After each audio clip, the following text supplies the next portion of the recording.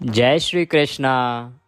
आप सभी को मार्गशीर्ष मास के 27वें दिन की ढेरों शुभकामनाएं। प्रिय दर्शकों, आज मार्गशीर्ष मास का 27वां दिन है और आप सुन रहे हैं मार्गशीर्ष मास महात्म्य में 27वें दिन की कथा, 27वां अध्याय। आज मोक्षदा एकादशी का श्रेष्ठ दिन भी है, व्रत करने का श्रेष्ठ दिन भी है। सूर्य के मुख से आज एकादशी है, तो आप सभी आज मोक्षदा एकादशी का भी निश्चित ही व्रत आदि कर रहे होंगे।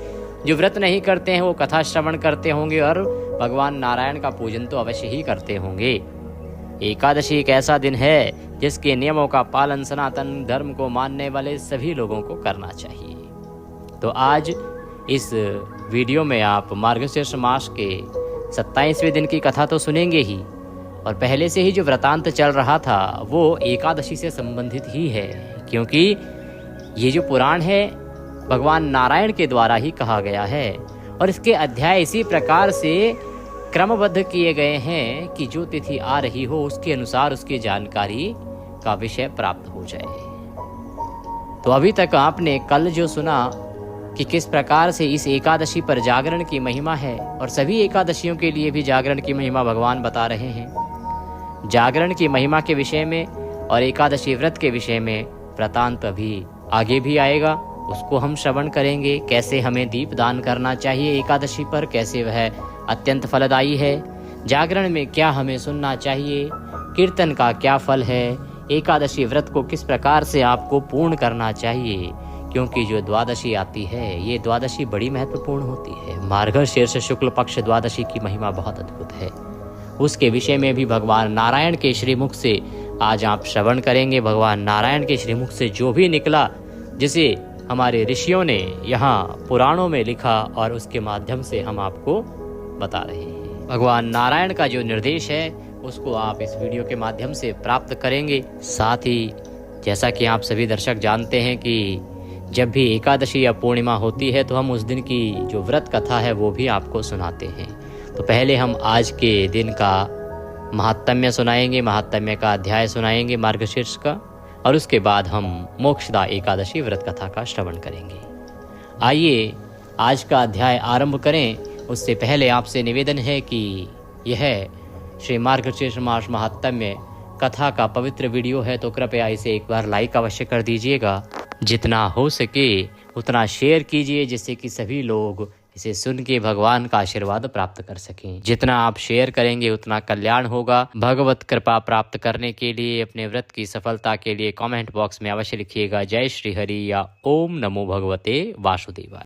आप देख रहे हैं देवभूमि ज्योतिष संस्थान का प्रतिष्ठित यूट्यूब चैनल देवभूमि धार्मिक। हम यहाँ पर सभी व्रत और त्योहारों की सही शास्त्रीय जानकारी प्रदान करते हैं। ज्योतिष शास्त्र और पंचांग के आधार पर आपको बताते हैं कौन सी तिथि कब है, व्रत आदि कब करना है, क्या विधि है, क्या नियम है और क्या गलती नहीं करनी है। यदि आप सभी व्रत और त्योहारों की सही शास्त्रीय जानकारी पाते रहना चाहते हैं तो कृपया चैनल को सब्सक्राइब कीजिए और बेल आइकन को प्रेस कीजिए। आइए प्रिय दर्शकों, भगवान नारायण के चरणों का ध्यान करते हुए, परम पूज्य गुरुदेव के चरणों की वंदना करते हुए आज के अध्याय को आरंभ करते हैं। गुरुर्ब्रह्मा गुरुर्विष्णु गुरुर्देव महेश्वरः, गुरुर्साक्षात् परब्रह्म तस्मै श्री गुरुवे नमः। बोलिए गुरुदेव महाराज की जय। या देवी सर्वभूतेषु मां सरस्वती रूपेण संस्थिता, नमस्तस्यै नमस्तस्यै नमस्तस्यै नमो नमः। बोलिए सरस्वती महारानी की जय। बोलिए प्रथम पूज्य गणेश जी महाराज की जय। बोलिए विष्णु भगवान की जय। बोलिए मार्गशीर्ष महात्म्य की जय। आप सभी दर्शकों को, आप सभी श्रोतागण को मेरा नमस्कार। आइए आज की कथा को आगे बढ़ाते हैं, आरंभ करते हैं। भगवान नारायण ने पिछले अध्याय के अंत में बताया कि परिक्रमा का जो फल है वह अनंत है और वह 4 करोड़ यज्ञों से भी प्राप्त नहीं हो सकता है। भगवान विष्णु कहते हैं कि हे पुत्र, जो व्यक्ति मेरे जागरण के समय मेरे सामने दीपों की श्रृंखला जलाता है वह 10 करोड़ हवाई रथों से संपन्न होता है और कल्प के अंत तक स्वर्ग में रहता है। तो आज एकादशी का उत्तम दिन है। आज आप दीपों की श्रृंखला अवश्य जलाइएगा, अर्थात 11 या 21 दिए आप जलाइएगा। आज के दिन इसका फल बड़ा ही उत्तम कहा गया है। कहते हैं जो मनुष्य मेरे जागरण के समय मेरी बाल्यावस्था की कथाओं जैसे भागवत के 10वें स्कंध में जो आती है उसका पाठ करेगा, वह हजारों करोड़ों युगों तक श्वेत द्वीप में निवास करेगा। इसलिए जागरण शुक्ल पक्ष और कृष्ण पक्ष दोनों में ही करना चाहिए। भगवान कहते हैं जो रात्रि में पवित्र जागरण के दौरान भगवत गीता या सहस्त्र नाम पढ़ता है, सुनता है, उसे वेदों और पुराणों में वर्णित लाभ प्राप्त होते हैं। कि जब जागरण होना तो उस समय आप गीता का अध्याय सुने या पढ़ें, विष्णु सहस्त्र नाम सुने या पढ़ें, तो उसका जो लाभ है भगवान नारायण ने सर्वोत्तम कहा है, उसका फल सर्वोत्तम कहा है। यही कारण है प्रिय दर्शकों कि हम प्रत्येक एकादशी पर आपके लिए जो एक वीडियो अपलोड करते हैं कीर्तन का फल प्राप्त करने के लिए और जागरण का फल प्राप्त करने के लिए, उसमें गीता भी होती हैं, गीता का भी अध्याय होता है और सहस्त्र नाम तो होता ही होता है। तो सदा ही वो वीडियो हम पहले से ही आपके लिए अपलोड करते आए हैं, उसका लाभ लेते रहिए। हम प्रत्येक एकादशी पर वो अपलोड करते हैं। इस एकादशी पर भी दोपहर के समय अपराह्न में 1 तारीख को आपको वह वीडियो प्राप्त होगा। अगर ना मिले तो चैनल पर जाइए और वहाँ पे सर्च कीजिए या हमारे नंबर पर आप व्हाट्सएप के माध्यम से संपर्क कीजिए। जो स्क्रीन पर नंबर आ रहा है उस पर व्हाट्सएप या मैसेज या कॉल के माध्यम से, तो हम यहाँ से आपको लिंक भेजेंगे। और हमने आपके लिए एक सुविधा और दी है कि आप चाहें तो हमारे ग्रुप में ऐड हो सकते हैं, जहां हम आपको सभी वीडियोस की जानकारी, तिथियों की जानकारी आपके मोबाइल पर ही भेजते हैं। तो भगवान नारायण कहते हैं कि इस दिन रात्रि में आपको श्रीमद् भागवत गीता का अध्याय सुनना चाहिए, सहस्त्र नाम का श्रवण करना चाहिए या पठन करना चाहिए, मनन करना चाहिए। हे मेरे पुत्र ब्रह्म, जो मेरे जागरण के समय गौदान करता है उसे संपूर्ण पृथ्वी अर्थात 7 द्वीपों सहित दान करने का फल प्राप्त होता है, इसमें कोई संदेह नहीं है। पृथ्वी पर सबसे बड़ा पुण्य कर्म द्वादशी के दिन जागरण है। यह तीनों लोकों में सुप्रसिद्ध है। अब आप कहेंगे पंडित जी ये तो वर्णन द्वादशी के दिन जागरण का आ रहा है। हाँ, तो द्वादशी के दिन ही तो आप जागरण करते हैं। हम जो व्रत बताते हैं ना, द्वादशी युक्ता जो श्रेष्ठ व्रत होता है उसमें द्वादशी आ चुकी होती है रात्रि से पूर्व ही। तो जो जागरण होता है वो द्वादशी में ही होता है। भगवान इसी की महिमा बता रहे हैं कि द्वादशी में जागरण करने से आपको अनंत पुण्य की प्राप्ति होती है। इसे भगवान ने इस पृथ्वी पर सबसे बड़ा पुण्य कर्म कहा है। सबसे बड़ा पुण्य कर्म है द्वादशी के दिन जागरण। इसे तीनों लोकों में प्रसिद्ध भी कहा है। कहते हैं जो लोग मानसिक, मौखिक और शारीरिक रूप से जागरण करते हैं वे मेरे लोक से कभी वापस नहीं लौटते। जो मनुष्य लोगों को जागरण करने के लिए प्रोत्साहित करता है और स्वयं रात्रि में जागरण करता है वह सम्राट पद प्राप्त करता है। ये पुत्र, मैंने जो कहा है वह सत्य है। भगवान नारायण जागरण की महिमा को और बढ़ाते हुए कहते हैं कि आपको इसके विषय में लोगों को अधिक से अधिक बताना चाहिए। आप इस जानकारी को जितना आगे बढ़ाएंगे, जितना आगे प्रसारित करेंगे, उतना ही आपका कल्याण होगा। जो मनुष्य लोगों को बताता है इसके विषय में कि आपको रात्रि जागरण करना चाहिए या उनको रात्रि जागरण में सहायता करता है, तो वह सम्राट के पद को प्राप्त करता है, अर्थात उसे उच्च पद प्राप्त होता है। जीवन के सभी सुख सुविधाएं उसे प्राप्त होती हैं, उसके जीवन के सभी संकटों का नाश हो जाता है। तो आप जितना हो सके लोगों को इस महिमा के विषय में बताएं, जागरण की महिमा के विषय में बताएं। ज़्यादा ना बता पाएं तो केवल इस वीडियो को शेयर भर कर दें कि ये कितने काम का है उनके लिए। रात्रि में जागरण करने वाले को काकुत्स्थ अपनी क्षमता अनुसार दान देकर सम्मानित करते थे। उन्हें दुर्लभ राज्य की प्राप्ति होती थी।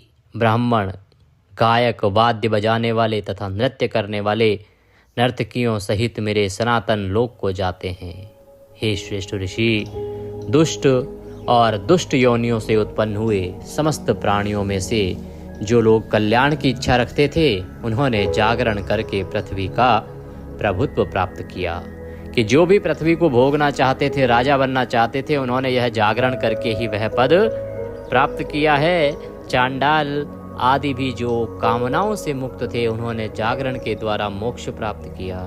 मेरे जागरण का पालन करने वालों में कोई जाति भेद आदि नहीं रहता। अर्थात भगवान कहते हैं किसी भी जात का क्यों ना हो, केवल मेरा जागरण करो, नाम जप करो, स्तोत्र सुनो, गीता सुनो, आपका कल्याण होगा।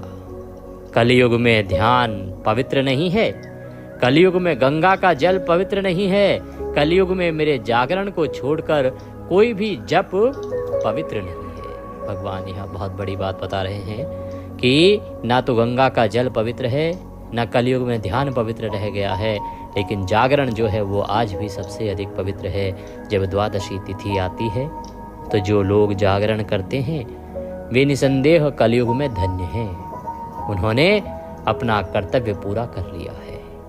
इस मनुष्य लोक में किसी भी मनुष्य को द्वादशी के व्रत का विरोध नहीं करना चाहिए, अन्यथा वह अपने पूर्व और भावी कुल की पीढ़ियों को अवश्य ही नरक में डाल देगा।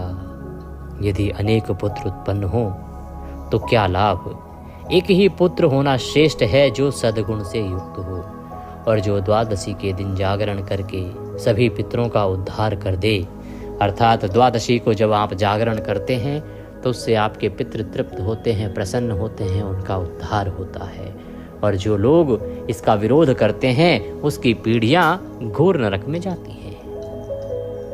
भगवान कहते हैं कि यदि कोई मनुष्य मेरे द्वारा वर्णित जागरण के महात्म्य को श्रद्धा पूर्वक पढ़ता है तो द्वादशी के दिन उत्पन्न उसका पुत्र उसके कुल की 100 पीढ़ियों का उद्धार कर देता है। हे पुत्र, यदि जागरण विधि का पालन किया जाए तो निषिद्ध स्त्रियों के पास जाने और निषिद्ध भोजन करने का पाप भी नष्ट हो जाता है। हे चतुर्मुख, यदि द्वादशी के दिन रात्रि में जागरण किया जाए तो अनजाने में किया गया पाप, जानबूझकर किया गया पाप, पूर्व जन्मों का पाप और इस जन्म का पाप, ये सब नष्ट हो जाते हैं। उसके सारे कार्य सिद्ध हो जाते हैं, उसके द्वारा सोचा गया सब कुछ सिद्ध हो जाता है।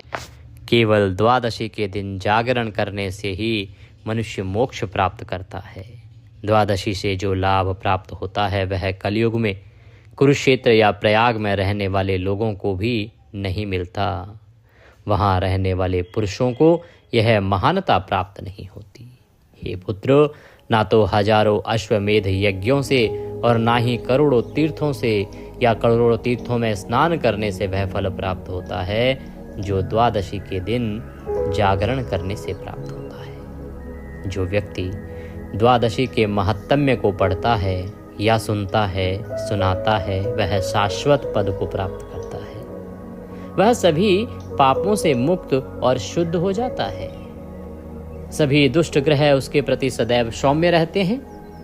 उसे अपनी संतान से कभी वियोग नहीं होता। इसका कारण द्वादशी है।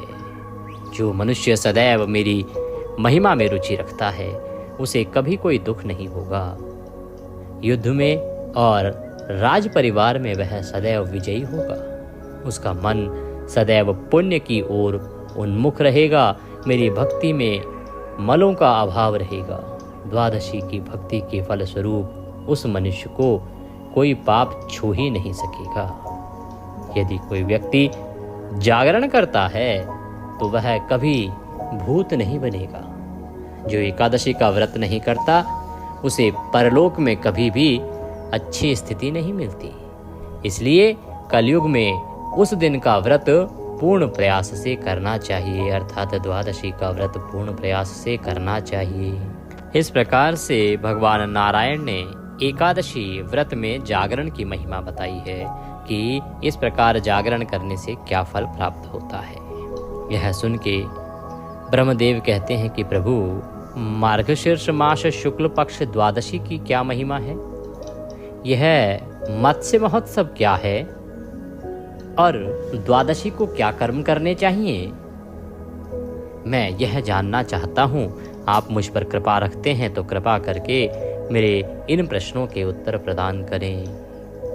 भगवान नारायण कहते हैं कि हे ब्रह्म, मार्गशीर्ष मास के शुक्ल पक्ष की द्वादशी तिथि को प्रातः काल में बुद्धिमानों द्वारा विधि पूर्वक अर्पण पूजा अर्चना करके मत्स्योत्सव मनाया जाना चाहिए। मार्गशीर्ष मास की 10वीं तिथि को भक्त को संयम पूर्वक भगवान की पूजा करनी चाहिए।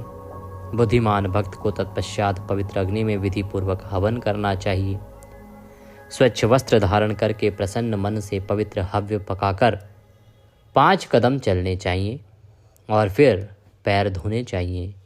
फिर शीर वृक्ष अर्थात जो दूधिया रस वाला वृक्ष है उसकी 8 अंगुल लंबी टहनी लेकर दांत साफ करने चाहिए, दातुन करनी चाहिए। तत्पश्चात ध्यान पूर्वक आचमन संस्कार करना चाहिए। फिर वह संपूर्ण आकाश का अवलोकन करता है और लोह गदा धारण किए हुए प्रभु का ध्यान करता है, अर्थात भगवान विष्णु का ध्यान करता है। कहते हैं वह मेरा ध्यान ऐसे करता है जैसे मैं पीत वस्त्र धारण किए हुए हूँ, मुकुटधारी हूँ, शंख चक्र और लोह गदा धारण किए हूँ, कमल के समान प्रसन्न मुख वाला हूँ और सर्वांगीण लक्षणों से युक्त हूँ। इस प्रकार ध्यान करने के बाद मनुष्य हाथ में जल लेकर सूर्य के मध्य में स्थित भगवान का ध्यान करें और हाथ में जल लेकर अर्घ्य दें। उस समय हे चतुर्मुख उसे यह कहना चाहिए, हे पुंडरीकाक्ष, मैं एकादशी के दिन निराहार रहूँगा और अगले दिन भोजन करूँगा। हे भगवान, आप मेरी शरण बने। ऐसा कहकर उसे उसी दिन रात्रि में मेरी मूर्ति के समक्ष विधि पूर्वक स्वयं ही नारायण को नमस्कार शब्दों का उच्चारण करना चाहिए। फिर प्रातः काल समुद्र से मिलने वाली किसी नदी या किसी अन्य नदी या सरोवर के पास जाकर या घर में ही रहकर वहाँ से शुद्ध मिट्टी ले आए। मिट्टी लेने के बाद मनुष्य को भगवान को नमस्कार करना चाहिए और वहाँ शुद्ध हो जाना चाहिए, उस मिट्टी का लेप करना चाहिए। मिट्टी लेने का मंत्र क्या है प्रभु? भगवान कहते हैं मिट्टी लेने के लिए, हे देवी पृथ्वी, आप द्वारा ही समस्त जीव सदैव जीवित और पोषित होते रहते हैं। हे शुभेच्छु, इसी सत्य से मेरे पाप का नाश करो। हे पृथ्वी, मेरे पापों का नाश करो।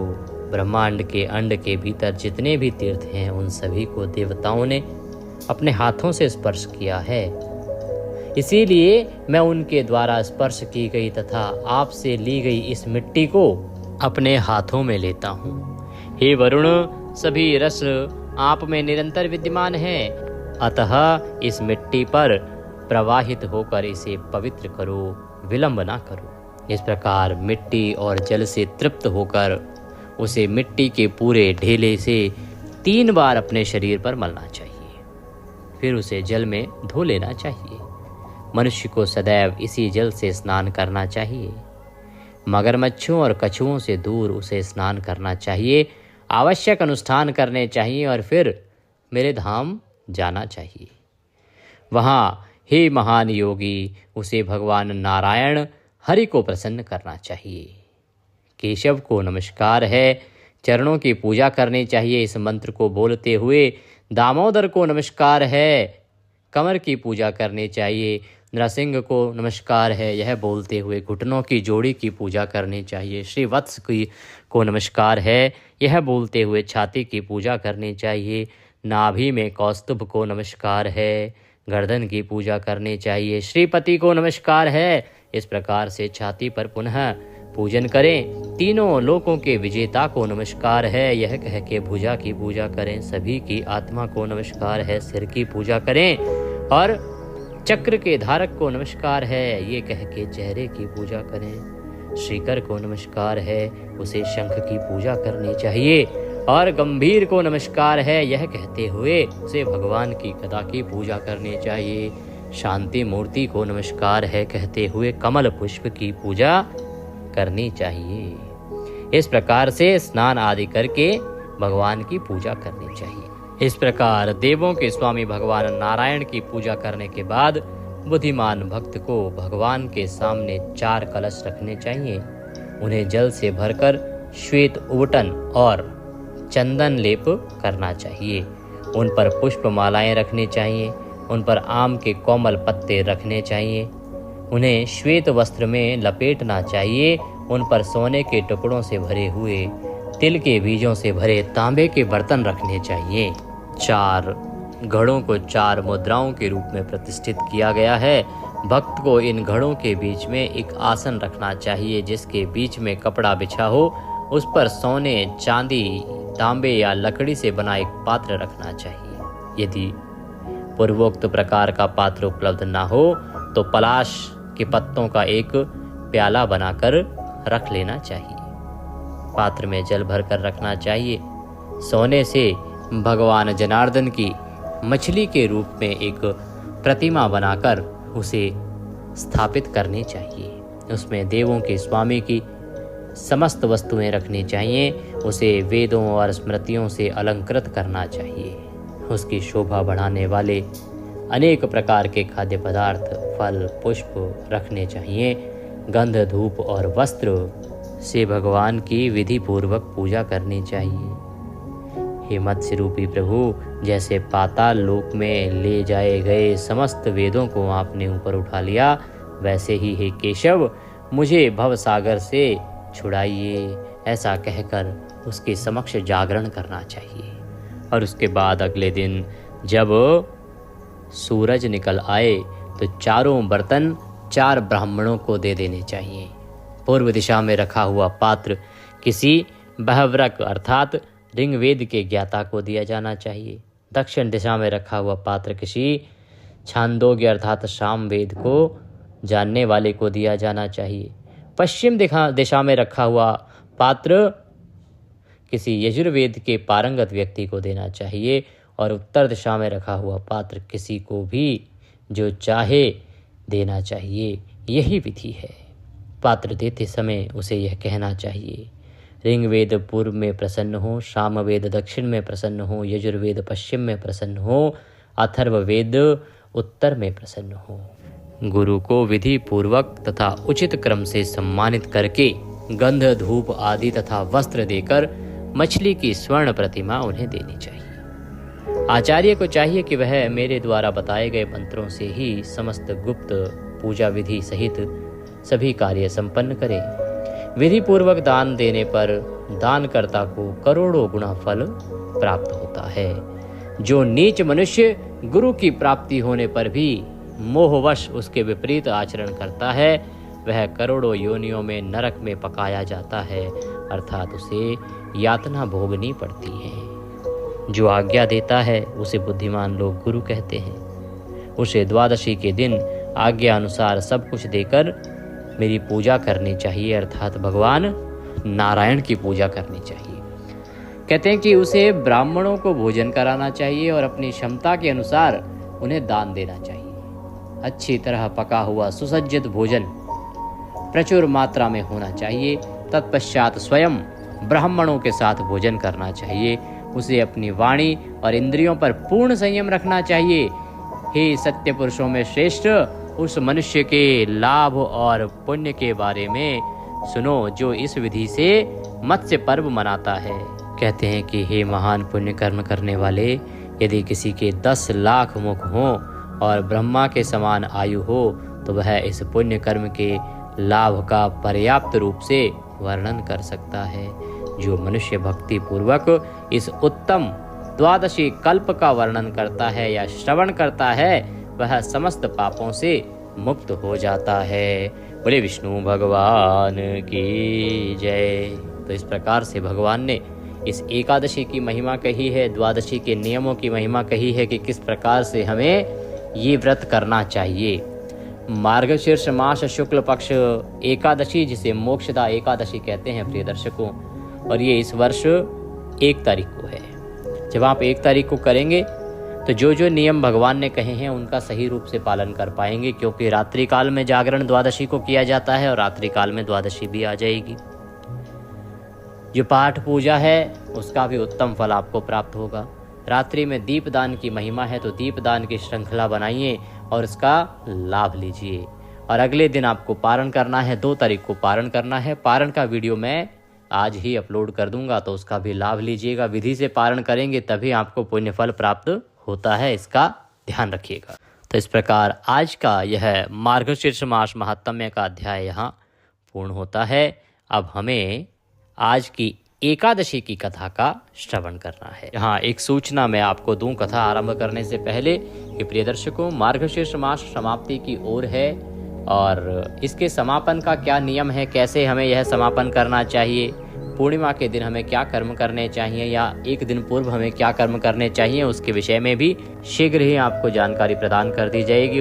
उसका वीडियो शीघ्र ही चैनल पर उपलब्ध होगा। और ध्यान रखिएगा, जैसे ही यह मास समाप्त होगा इसके साथ ही पौष की शुरुआत हो जाएगी और पौष माह की क्या विधि, क्या नियम है, कैसे हमें क्या कर्म करने चाहिए, उसकी जानकारी भी शीघ्र ही आपको प्राप्त होगी।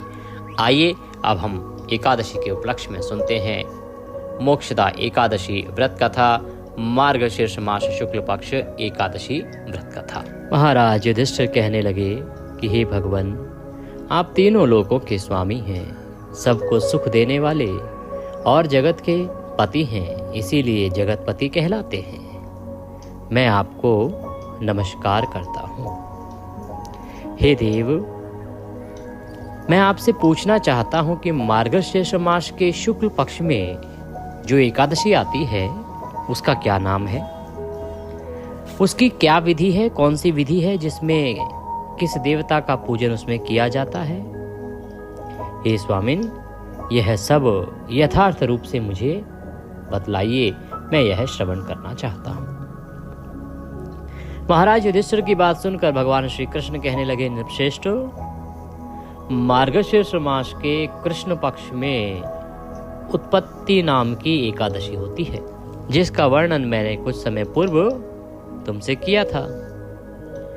अब शुक्ल पक्ष की एकादशी का वर्णन करूंगा, जिसके श्रवण करने मात्र से ही वाजपेय यज्ञ का फल प्राप्त होता है। यह चिंतामणि के समान है और चिंतामणि के समान सभी इच्छाओं को पूरा करने वाली है। हे युधिष्ठिर, इस एकादशी का नाम है मोक्षदा एकादशी। इसे मोक्षा एकादशी के नाम से भी जाना जाता है, जो सब पापों का नाश करने वाली है। ये एकादशी पापों का हरण करने वाली है। इस दिन यत्न पूर्वक तुलसी की मंजरी तथा धूप दीप से भगवान दामोदर का पूजन करना चाहिए। जो विधि आपको बताई गई है एकादशी पूजन से संबंधित, उसी विधि से ही दशमी और एकादशी के नियम का पालन करना चाहिए। तो जो नियम आपको हमने पहले भी बताए हैं कि दशमी तिथि से कौन से नियम आरंभ हो जाते हैं, एकादशी को व्रत कैसे करना है, क्या नहीं खाना है, इन नियमों का पालन करते हुए ही आपको यह एकादशी व्रत करना चाहिए। भगवान कहते हैं कि मोक्षदा एकादशी बड़े बड़े पापों का नाश करने वाली है। इस एकादशी से बड़े पाप का नाश हो जाता है।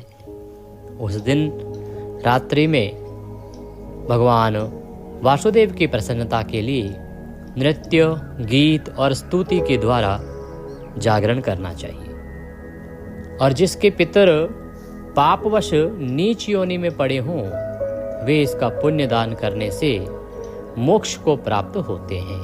अर्थात मान लीजिए कि किसी के पितरों की गति नहीं हुई है, तो उसे ये व्रत करना चाहिए और इस व्रत को पूर्ण करने के बाद इसका पुण्य फल जो है ना, वो अपने उस पितृ को देना चाहिए कि हे भगवान, मैं ये एकादशी अपने अमुक पितृ की तृप्ति के लिए और मुक्ति के लिए कर रही हूँ या कर रहा हूँ, इसका संपूर्ण पुण्य उसे प्राप्त हो। जब आप इस एकादशी को करके उसका पुण्य अपने पितरों को देंगे या किसी भी एक पितृ को देंगे, तो उससे आपके पितृ जो हैं तृप्त होंगे। कहीं वो निम्न योनि पर अर्थात किसी छोटी से छोटी, घटिया से घटिया योनि में भी पड़े होंगे, तो वहाँ से भी उनकी मुक्ति हो जाएगी, उनके कष्ट जो हैं वो दूर हो जाएंगे। तो किसी भी व्यक्ति की अगर इस प्रकार की मृत्यु हुई होती है जहाँ संभावना होती है कि उसकी मुक्ति नहीं हुई है, तो उसके पारिवारिक जनों को अवश्य ही ये एकादशी करके और इसका पुण्य उसके पितरों को उसके निमित्त अर्पित करना चाहिए। ऐसा करने से उसके पितृ मुक्त हो जाते हैं, तृप्त हो जाते हैं, इसमें तनिक भी संदेह नहीं है। हे युधिष्ठिर, इससे संबंधित एक प्राचीन वृतांत है, वह श्रवण कराता हूँ, ध्यान देकर सुनो। पूर्व काल की बात है, वैष्णवों से विभूषित परम रमणीय चंपक नगर में वैखानस नामक राजा रहते थे। वे अपनी प्रजा की पुत्र की भांति देखभाल करते थे, पुत्र की भांति प्रजा का पालन करते थे। इस प्रकार राज्य करते हुए राजा ने एक दिन रात को स्वप्न में अपने पितरों को नीच योनि में पड़ा हुआ देखा। उन सबको इस अवस्था में देखकर राजा के मन में बड़ा विस्मय हुआ और प्रातःकाल ब्राह्मणों से उन्होंने उस स्वप्न का सारा हाल कह सुनाया। जो राजा हैं उनको रात्रि को एक स्वप्न आया। उसमें देखा कि उनके जो पितर हैं वो निम्न योनि में पड़े हुए हैं, व्याकुल हो रहे हैं, उनकी मुक्ति नहीं हुई है। अगले दिन उन्होंने वह स्वप्न राज्य के पुरोहित को बताया। राजा बोले, हे ब्राह्मणों, मैंने अपने पितरों को नरक में गिरा देखा है। कल रात स्वप्न आया है और उसमें मेरे जो पितर हैं वो नरक में गिरे पड़े हैं। वे बारंबार रोते हुए मुझसे यूं कह रहे थे कि तुम हमारे तनुज हो, इसलिए इस नरक समुद्र से हम लोगों का उद्धार करो। हे द्विजवरों, हे ब्राह्मणों, हे पुरोहित जी, इस रूप में मुझे पितरों के दर्शन हुए हैं। इससे मुझे चैन नहीं मिलता। क्या करना चाहिए, मैं क्या करूं और कहाँ जाऊं? राजा कहते हैं कि स्वप्न के बाद मैं परेशान हो गया हूं। मेरे ब्राह्मणों, मेरे पुरोहितों, मुझे क्या करना चाहिए, मेरा मार्गदर्शन करो। कहते हैं कि मेरा हृदय रुंधा सा जा रहा है। द्विजोत्तमो, वह व्रत, वह तप और वह योग जिससे मेरे पूर्वज तत्काल नरक से छुटकारा पा जाएं, बताने की कृपा करें। मुझ बलवान एवं साहसी पुत्र के जीते जी मेरे माता पिता घोर नरक में पड़े हुए हैं, अतः ऐसे पुत्र से क्या लाभ। तो राजा कहता है कि हे पुरोहित जी, हे ब्राह्मणों, मैं एक साहसी व्यक्ति हूँ, राजा हूँ, मेरे पास सब कुछ है, बलशाली हूँ। उसके बाद भी मेरे पितृ यदि तृप्त ना हो, मेरे पितृ यदि नरक में पड़े रहें और मेरे लिए तड़पते रहें, तो फिर मेरे पुत्र होने का क्या लाभ है? मेरे जैसे पुत्र से क्या फायदा? मुझे वह उपाय बताओ जिससे कि मेरे पितरों को मुक्ति मिल जाए, तृप्ति मिल जाए, जो वो तड़प रहे हैं वहां से वो मुक्त हो जाएं। इस प्रकार से राजा ने सारा वृतांत ब्राह्मणों को कहा। तो ब्राह्मण बोले, राजन, यहाँ से निकट ही पर्वत मुनि का आश्रम है। ये पर्वत मुनि का बड़ा ही महान आश्रम है। वे भूत और भविष्य के भी ज्ञाता हैं, अर्थात उन्हें पिछला जन्म भी ज्ञात है कि पीछे क्या हुआ किसी के जन्म में और आगे क्या होने वाला है। एक प्रकार से वो त्रिकालदर्शी कहे गए हैं महाराज।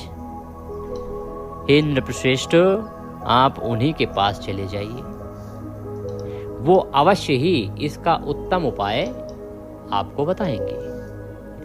ब्राह्मणों ने जब इस प्रकार से कहा तो राजा ने समय गवाए बिना ही वहां जाने का निर्णय किया और ब्राह्मणों की बात सुनकर महाराज वैखानस मुनि के आश्रम में जाने के लिए उद्यत हुए और वैखानस ऋषि के आश्रम में पहुंच गए।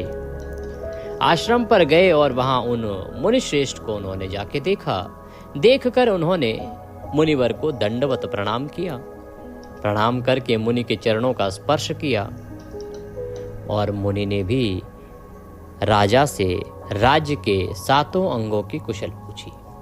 जैसा कि एक व्यवहार होता है, जब भी कोई अच्छा राजा किसी मुनि के आश्रम जाता है तो वह इसी प्रकार से मुनि का नमस्कार करता है, सम्मान करता है, और जो वहाँ के ऋषि होते हैं वो भी राजा का इसी प्रकार सम्मान करते हैं। राजा वहाँ बैठे, उन्होंने जब उनकी कुशल क्षेम पूछी तो राजा कहने लगे, स्वामिन, आपकी कृपा से मेरे राज्य के 7 अंग सकुशल हैं, किंतु मैंने स्वप्न में देखा है कि मेरे पितृ नरक में पड़े हैं। अतः बतलाइए कि किस पुण्य के प्रभाव से उनका वहाँ से छुटकारा होगा। कि हे भगवान, मुझे ये बताओ कि कैसे वो जो पितृ पड़े हैं नरक में, उनको वहाँ से मुक्ति मिलेगी। क्योंकि आपके आशीर्वाद से मेरे राज्य परिवार में तो सब सही चल रहा है, कुशल चल रहा है, पर मेरे जो पितृ हैं वो मुझे इस प्रकार से नरक में पड़े हुए दिखाई दिए हैं। राजा की यह बात सुनकर मुनिश्रेष्ठ पर्वत एक मुहूर्त तक ध्यान स्थल में रहे। तो कुछ समय के लिए उन्होंने अपने नेत्र बंद किए, ध्यान लगाया सारा वृतांत जानने के लिए। इसके बाद वे राजा से बोले, महाराज, मैंने सब कुछ जान लिया है। मार्गशीर्ष मास के शुक्ल पक्ष में जो मोक्षा एकादशी आती है, आप सब लोग उसका व्रत करो और उसका पुण्य पितरों को अर्पित करो। उस पुण्य के प्रभाव से उनका नरक से उद्धार हो जाएगा। तो ऋषि ने यही मोक्षदा एकादशी करने का उपाय बताया कि मार्गशीर्ष आ रहा है, उसमें शुक्ल पक्ष की एकादशी है, मोक्षा एकादशी कहते हैं, उसका व्रत करो और उसका संपूर्ण पुण्य अपने पितरों को अर्पित करो। इससे वो जो पितर हैं आपके, जो नरक में पड़े हैं, वो तृप्त हो जाएंगे और मुक्त हो जाएंगे। भगवान श्री कृष्ण कहते हैं, युधिष्ठिर, मुनि की यह बात सुनकर राजा पुनः अपने घर लौट आए। जब उत्तम मार्गशीर्ष मास आया तो राजा ने जैसा मुनिवर वैखानस ने कहा था उसी के अनुसार मोक्षा एकादशी का व्रत किया और राजा ने व्रत करके उसका पुण्य अपने समस्त पितरों को तथा अपने पिता को अर्पित किया। इस प्रकार राजा के द्वारा पुण्य दिए जाने से पुण्य देते ही क्षण भर में आकाश से फूलों की वर्षा होने लगी। वैखानस के पिता पितरों सहित नरक से छुटकारा पा लेते हैं और छुटकारा पाकर आकाश में आकर राजा के प्रति यह पवित्र वचन कहने लगी। तो जैसे ही ये एकादशी का व्रत राजा ने किया, इसका पारण किया, पारण करके इसका पुण्य जैसे ही राजा ने अर्पित किया अपने पितरों को, इनके जो पितर हैं वो तृप्त हो गए। जहाँ नरक में पड़े थे वहां से मुक्त हो गए। यमराज ने उन्हें मुक्त कर दिया, क्योंकि इस एकादशी का पुण्य प्रभाव इतना अधिक था कि वो उनके द्वारा किए गए पापों से अधिक हो गया।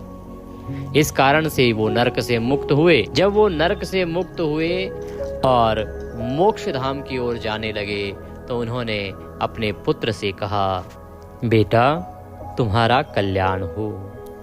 यह कहकर वे सभी पितृ स्वर्ग में चले गए। तो इस प्रकार से राजा के एकादशी करने से उन सभी पितरों की मुक्ति हो गई। महाराज युधिष्ठिर से भगवान श्री कृष्ण कहने लगे कि हे राजन, जो इस प्रकार कल्याणमयी मोक्षा एकादशी का व्रत करता है उसके सभी पाप नष्ट हो जाते हैं और मरने के बाद वह मोक्ष प्राप्त कर लेता है। यह मोक्ष देने वाली मोक्षा एकादशी मनुष्यों के लिए चिंतामणि के समान है। चिंतामणि के समान समस्त कामनाओं को पूर्ण करने वाली है। जो मनुष्य इस महात्म्य को पढ़ता है या सुनता है उसे वाजपेय यज्ञ का फल प्राप्त होता है। हे युधिष्ठिर, इस प्रकार से मैंने तुम्हें मार्गशीर्ष शुक्ल पक्ष एकादशी का संपूर्ण वृतांत महात्म्य कह सुनाया। बोले श्री कृष्ण भगवान की जय। अब हम भगवान की आरती करते हैं। ओम कर्पूरगौरम करुणावतारम संसार सारम भुजगेन्द्रहारम सदा वसंतम हृदयारविंदे भवम भवामी सहितं नमामि। ओम जय जगदीश हरे, स्वामी जय जगदीश हरे। भक्त जनों के संकट क्षण में दूर करे। ओम जय जगदीश हरे। जो ध्यावे फल पावे, दुख बिन से मन का। सुख संपत्ति घर आवे, कष्ट मिटे तन का। ओम जय जगदीश हरे। मात पिता तुम मेरे, शरण कहूँ मैं किसकी। स्वामी शरण कहूँ मैं किसकी। तुम बिन और न दूजा, प्रभु बिन और न कोई। आश करूँ मैं जिसकी। ओम जय जगदीश हरे। तुम पूर्ण परमात्मा, तुम अंतर्यामी। स्वामी तुम अंतर्यामी। पार ब्रह्म परमेश्वर तुम सबके स्वामी। ओम जय जगदीश हरे, तुम करुणा के सागर, तुम पालन करता स्वामी, तुम पालन करता।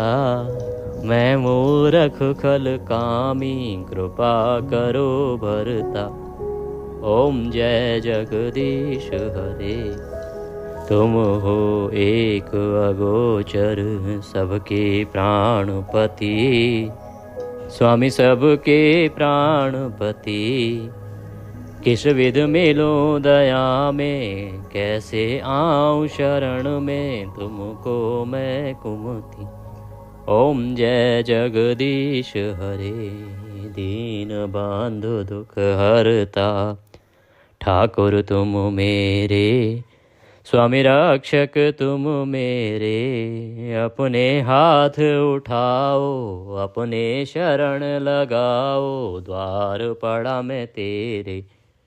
ओम जय जगदीश हरे, विषय विकार मिटाओ, पाप हरो देवा स्वामी, कष्ट हरो देवा। श्रद्धा भक्ति बढ़ाओ, हृदय प्रेम बढ़ाओ, संतन की सेवा। ओम जय जगदीश हरे, तन मन धन सुख संपत्ति सब कुछ है तेरा स्वामी, सब कुछ है तेरा। तेरा तुझको अर्पण, प्रभु जी का प्रभु जी को अर्पण, क्या लागे मेरा। ओम जय जगदीश हरे, पूर्ण ब्रह्म जी की आरती जो कोई जन गावे, स्वामी प्रेम सहित गावे। कहत शिवानंद स्वामी, रटत हरिहर स्वामी, मन वांछित फल पावे।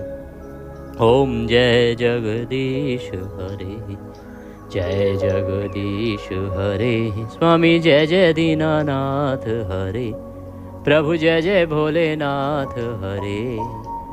भक्त जनों के संकट, दीन जनों के अवगुण, बंसुरी वाला दूर करे। ओम जय जगदीश हरे, त्वमेव माता च पिता त्वमेव, त्वमेव बन्धुश्च सखा त्वमेव, त्वमेव विद्या द्रविणं त्वमेव, त्वमेव सर्वं मम देव देवः। मन्त्रहीनं क्रियाहीनं भक्तिहीनं सुरेश्वरः, यदि पूजितं मया देवो परिपूर्णं तदस्तु मे। यदक्षरपदभ्रष्टं मात्राहीनं च यद्भवेत् तत्सर्वक्षम्यतां देवो प्रसीदाय परमेश्वरः। बोले विष्णु भगवान की जय, बोले एकादशी माता की जय। आज की कथा के निमित्त या मार्गशीर्ष मास महात्म्य के निमित्त कोई भी दक्षिणा आदि आप अर्पित करना चाहते हैं तो स्क्रीन पर नंबर आ रहा है 900 से, उस पर भेज सकते हैं, या जो QR कोड स्क्रीन पर आ रहा है उसको स्कैन करके उस पर भी भेज सकते हैं। कुछ और पूछना चाहें, कहना चाहें तो कमेंट बॉक्स के माध्यम से पूछ सकते हैं, या व्हाट्सएप के माध्यम से भी जुड़ सकते हैं। ध्यान दीजिएगा कि पारण बड़ा महत्वपूर्ण रहने वाला है, तो उसका वीडियो देख लीजिएगा। और द्वादशी की महिमा से संबंधित वीडियो भी आपको शीघ्र प्राप्त हो रहा है, उसका भी लाभ लीजिएगा। एक महत्वपूर्ण जानकारी कि 29 तारीख को जिस बिटिया की शादी थी, एक ब्राह्मण कन्या की शादी थी, और मैंने आप सबसे अनुरोध किया था कि अगर आप कुछ भी उनके लिए सहयोग देना चाहते हैं तो आप अवश्य कीजिए। आप में से बहुत सारे ऐसे हमारे दर्शक हैं जिन्होंने जितना भी हो सके अपने हिसाब से प्रयास करके सहयोग भेजा है, और वह हमने कन्यादान के रूप में उस बिटिया के परिवार को प्रदान किया है। और आप सभी की आशीर्वाद शुभकामनाओं से बिटिया का विवाह जो है अच्छे से संपन्न हुआ है। शीघ्र ही उससे संबंधित कुछ जो नाम हैं वो हम आपके सामने स्क्रीन पर रखेंगे। कुछ दर्शकों ने नाम के लिए मना भी किया है, क्योंकि वो गुप्त दान के रूप में कहना चाहते हैं कि हम नहीं चाहते कि हमारा नाम आए कि हमने यह कन्यादान किया है, हम केवल सहायता चाहते हैं बच्चे की करना। और बाकी जो लोग नाम देना चाहते हैं उनके नाम की लिस्ट बन रही है, तो उनके नाम शीघ्र ही यहाँ पर प्रस्तुत किए जाएंगे। आप सभी को बहुत धन्यवाद कि आपने सहयोग किया। आपने इसका लाभ लिया। भगवान सब पर कृपा करें। हरे कृष्ण।